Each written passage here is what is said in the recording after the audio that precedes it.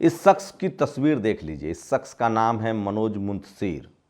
ये तब तक नाम था मनोज मुंतशिर जब इनको मुंबई में अपनी जगह बनानी थी, सलमान खान, शाहरुख खान और तमाम लोगों से काम लेना था। लेकिन जैसी बीजेपी की सरकार आई, इस शख्स का नाम हो गया पूरा असली नाम मनोज मुंतशिर शुक्ला। ठीक उसी तरह से जैसे नाम था तुलसीदास दुबे, यही शख्स है जो सबको बताता है। जैसे भारत के महान स्वतंत्रता सेनानी चंद्रशेखर आज़ाद, हम लोग नहीं जानते थे कि वो चंद्रशेखर शुक्ला हैं। नमस्कार, मैं शंभू कुमार सिंह और आप देख रहे हैं नेशनल दस्तक। इस शख्स ने डीएनए का बहस छेड़ दिया है। अब तक मोहन भागवत कहते थे कि भारत में रहने वाला सब हिंदू है, सब भारतीय है, सबका डीएनए एक है। बाबा साहब ने बहुत पहले कह दिया था कि ये विदेशी का कोई मामला है नहीं। जो जिस देश में रह रहा है, आज के समय में दुनिया ग्लोबल है, कोई किसी देश में रह सकता है। भारत के 3 करोड़ लोग विदेशों में रहते हैं। सत्या नडेला, इंदिरा नूई है, उसके बाद गूगल के हेड हैं सुंदर पिचाई, ऐसे तमाम दुनिया भर में लोग हैं। पाकिस्तानी मूल के इंग्लैंड में प्रधानमंत्री हैं जिस पर अभी हम लोग तालियां पीट रहे थे। अमेरिका की उपराष्ट्रपति हैं, भारतीय मूल की हैं। लेकिन इस शख्स ने राहुल गांधी की मां को गाली दी है। सोचिए, बीएसपी सुप्रीमो मायावती ने जयप्रकाश, जो कि उनका तेज तरार नेता था, जिनको उन्होंने राष्ट्रीय उपाध्यक्ष बनाया था 5 दिन पहले, राहुल गांधी पर इसी तरह के बयान के बाद उनको पार्टी से निकाल दिया था। तो ये है बहुजन समाज की राय कि हम किसी के परिवार, जाति, धर्म, उसके निजी संबंधों पर नहीं बोलते हैं। लेकिन सोचिए, मनोज मुंतशिर शुक्ला ने जो कहा है कि चूंकि राहुल गांधी की मां विदेशी है, उनका डीएनए अलग है, इसलिए वो भारतीय और राष्ट्रभक्त हो ही नहीं सकते। अब मनोज मुंतशिर शुक्ला को कौन बताए कि डीएनए पर बहस करोगे तो राखी गढ़ी में 4600 साल पहले का नरकंकाल मिला है। बाम सेब वाले डीएनए की चर्चा कर ही रहे हैं, पूछते हैं कि किसका डीएनए है। तो इस तरह से डीएनए की चर्चा करके क्या मनोज मुंतशिर शुक्ला आर्य और अनार्य की बहस को छेड़ना चाहते हैं? क्या उनको पता नहीं है कि आर्य कहां से आए हैं? ये मैं नहीं कह रहा हूं। इस देश के महान स्वतंत्रता सेनानी, जिनका मैं बहुत सम्मान करता हूं, ये अलग बात है कि वो महिलाओं के विवाह की उम्र बढ़ाने के खिलाफ थे। वो चाहते थे कि महिलाओं की शादी 12 साल में ही हो। ये अलग बात है कि उनका बयान है कि तेली तंबोली किसान संसद जाकर क्या करेगा। उसके बाद ही मैं उनका सम्मान करता हूं। उनका नाम था बाल गंगाधर तिलक, महान स्वतंत्रता सेनानी, जिन्होंने कहा था आज़ादी हमारा जन्मसिद्ध अधिकार है। जब ज्योतिबा फूले ने शिवाजी महाराज की जयंती मनानी शुरू की, उसी समय उन्होंने गणेश चतुर्थी की शुरुआत की और वहीं से सांप्रदायिक दंगे की भी शुरुआत हुई। उसी बाल गंगाधर तिलक ने किताब लिखा था, वेदास कम फ्रॉम अंटार्कटिका, मतलब हम उत्तरी ध्रुव से आए हैं, हम अंग्रेजों के रिश्तेदार हैं, हमें अपने साथ सेटल कीजिए। तो उन्होंने डीएनए की चर्चा की थी। अब एक तरफ राखी गढ़ी में डीएनए का नरकंकाल है 4600 साल पहले का। क्या इस देश के सारे लोगों का नरकंकाल मिला लिया जाए? सोचिए, राजीव गांधी, उनकी मृत्यु हुई, इंदिरा गांधी, उनकी मृत्यु हुई। मैं सोनिया गांधी का सम्मान इसलिए ज़्यादा करता हूं कि उनके अंदर जातिवाद बिल्कुल नहीं है, मनुवाद, ब्राह्मणवाद बिल्कुल नहीं है, क्योंकि सोनिया गांधी जो हैं वो एक विदेश में परवरिश हुई है उनकी। सोचिए, अगर इंग्लैंड के लोग यहाँ नहीं आते, लॉर्ड कनिंघम नहीं आते, तो अशोक के साहित्य को इन लोगों ने खत्म कर दिया था। स्कूल के दरवाजे कैसे खुले? तो मुझे लगता है कि ये ज़्यादा बेहतर है। लेकिन मनोज मुंतशिर शुक्ला ने जिस तरह से राहुल गांधी की मां को गाली दिया, मुझे लगता है कि ये भारत की महिलाओं का अपमान है। हम लोग आज भी कह रहे हैं, बाबा साहब ने कहा है कि हम देसी विदेशी में भरोसा नहीं रखते हैं। ग्लोबल दौर है, जो जिस देश में शिफ्ट हो गया उस देश में उसको रहने का हक है। पूरी दुनिया एक दूसरे को ग्लोबल विलेज समझती है। सोचिए, ये लोग वसुधैव कुटुंबकम का नारा देते हैं। मैं फिर कह रहा हूँ, भारत का जो साहित्य है, भारत का जो बुद्धमय भारत है, भारत की जो सोने की चिड़िया है, चाहे वो सम्राट अशोक का भारत हो, चाहे चंद्रगुप्त मौर्य का भारत हो, चाहे जरासंध का भारत हो, चाहे घनानंद का भारत हो, उस भारत में भेदभाव नहीं है। फायान, हेनसांग जैसे तमाम विदेशी छात्र यहाँ के स्टडी करते थे। भारत से विदेशों के व्यापार होते थे, मसालों का व्यापार, सोने का व्यापार, तभी भारत सोने की चिड़िया थी। छत्तीसगढ़ के सिरपुर में इसके सबूत मिलते हैं। आज जिसको ये लोग कृष्ण नगरी कह रहे हैं, वहां बुद्ध नगरी था, बुद्ध विहार था और सोने का कारोबार होता था। आप कल्पना कर सकते हैं कि इस देश में किस तरह से बुद्धमय साहित्य को खत्म किया गया है, बुद्धिज्म को खत्म किया गया है और जातियों में ये लोग बांट रहे हैं। उसके बाद भी सोचिए, आज भी ये लोग सरेआम इसी देश के नागरिकों को, और राहुल गांधी तो कश्मीरी ब्राह्मण है, मोतीलाल हीरालाल कौन थे? गांधी टाइटल तो महात्मा गांधी ने दिया। फिरोज गांधी से जब इंदिरा गांधी की शादी हुई तो उन्होंने फिरोज गांधी को टाइटल दिया था क्योंकि वो पारसी थे।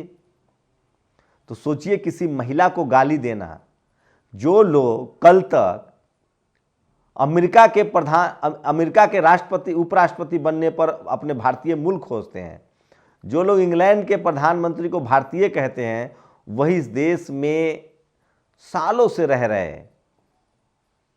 सोचिए, हम लोग तो बाबर को विदेशी नहीं कहते हैं, अकबर को विदेशी नहीं कहते हैं, ताजमहल, लाल किला, ये सब भारतीय प्रतीक है। वो दौर था, जब दौर था, राजा महाराजाओं का दौर था। मैं ये नहीं कह रहा हूं कि राजा महाराजाओं का दौर बहुत अच्छा था। मैं अगर राजा महाराजाओं की दौर की बात होगी तो मैं शिवाजी महाराज, महाराणा प्रताप और सूरजमल, तमाम ऐसे जो राजा हुए हैं, जो न्यायप्रिय राजा थे। कुछ राजा थे भारत में जो अत्याचारी थे, जिसमें पेशवा का नाम सबसे आगे आता है। उसके बाद और कोई राजा नहीं है जो भारत में जिसने इस तरह का अत्याचार किया हो। अगर पेशवा को छोड़ दे, कौन था पेशवा, आप बताइए। मुगल राजा कुछ थे अत्याचारी, लेकिन उसके मुकाबले पेशवा ज्यादा अत्याचारी था। तो ये देसी विदेशी का बहस जो लोग छेड़ रहे हैं, दरअसल उनका अपना डीएनए जब जांच हो जाए तो उनकी हकीकत सामने आ जाएगी। इसीलिए मैं कह रहा हूं कि इस तरह के अफवाहों से दूर रहिए। और ये मनोज मुंशी शुक्ला एक नंबर का चोर है। नवीन कुमार ने तो इसको बाबासीर तक कहा है कि इसके मुंह से पैर तक बाबासीर है। कल तक ये ब्राह्मण होने का ढोंग रच रहा था, कह रहा था कि इस देश में सब कुछ ब्राह्मणों ने किया है। क्या किसी जाति पर गर्व किया जा सकता है? क्या किसी धर्म को सबसे श्रेष्ठ कहा जा सकता है? कौन सा धर्म श्रेष्ठ नहीं है? कौन सी जाति श्रेष्ठ नहीं है? और किस जाति और धर्म में लोग गड़बड़ नहीं होते हैं? तो ये जाति की श्रेष्ठता, धर्म की श्रेष्ठता के जो पूरे आइडियोलॉजी है, ये मानव को मानव से दूर करता है। इसलिए गुरु घासीदास महाराज ने कहा था कि मानव मानव एक समान। इस देश में गुरु नानक साहब ने कहा है, नो रेस नो कास्ट। इस देश में कबीर हुए, रविदास हुए, बुद्ध हुए, उन्होंने क्या कहा है? और ये शख्स सरेआम नफरत फैला रहा है। इस देश में सचमुच डीएनए की जांच होनी चाहिए, तब मनोज मुंशी शुक्ला को पता चलेगा कि वो देसी है कि विदेशी है।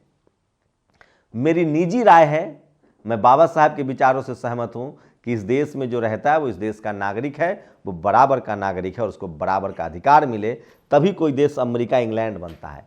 आज 3 करोड़ एनआरआई भारत से बाहर रहते हैं दुनिया भर के मुल्कों में। 4 से 5 करोड़ एनआरआई चीन के दुनिया भर में रहते हैं। अमेरिका, इंग्लैंड, ये सब डाइवर्स सोसाइटी से बना है।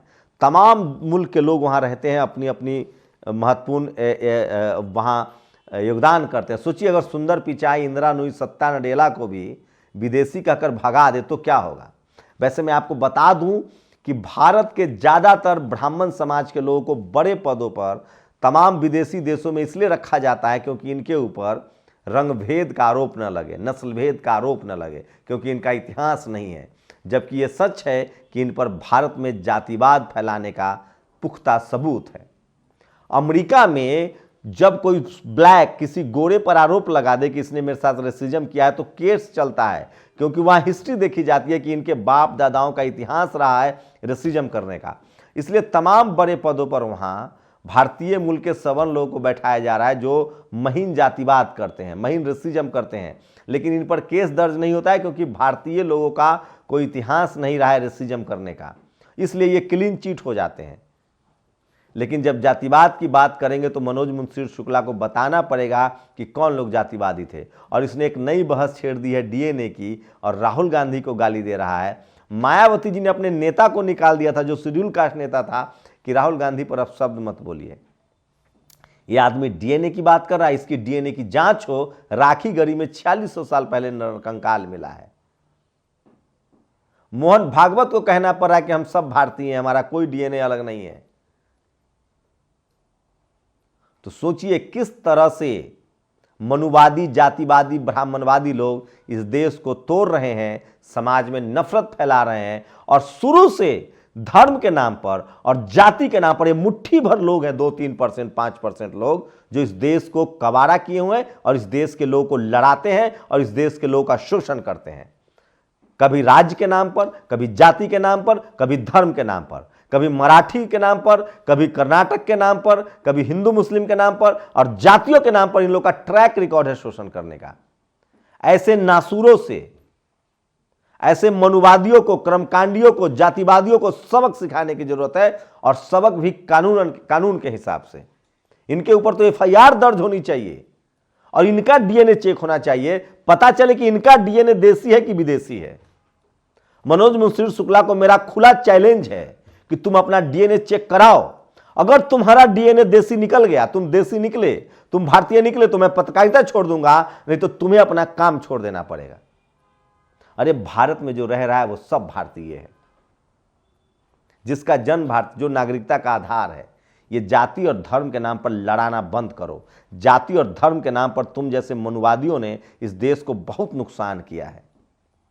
ये पेशवाओं के वंशज हैं जो इस देश के नागरिकों के पीठ में पीछे झाड़ू लटकाता था। ये हिंदू मुस्लिम कराते हैं, ये जाति के नाम पर शोषण करते हैं। ऐसे पेशवाओं के वंशजों से सावधान रहिए, जो सबसे घृणित राजा हुआ इस देश में। भारत में कोई राजा इतना घृणास्पद नहीं हुआ, घृणित नहीं हुआ जितना पेशवा हुआ, और उसी का वंशज है ये मनोज मुंशी शुक्ला, जो आजाद भारत में भी अब लोगों को जाति धर्म के नाम पर और अब डीएनए के नाम पर बांट रहा है। आप लोग अपनी प्रतिक्रिया जरूर दीजिए। शुक्रिया। नेशनल दस्तक की आपसे गुजारिश है कि अगर इसको बचाना चाहते हैं तो नेशनल दस्तक को सब्सक्राइब करने के लिए रेड कलर के सब्सक्राइब बटन को दबाएं, फिर बेल आइकन की घंटी दबाएं। नेशनल दस्तक को बचाने के लिए बहुत जरूरी है कि हर खबर को शेयर करें, लाइक करें, कमेंट जरूर करें।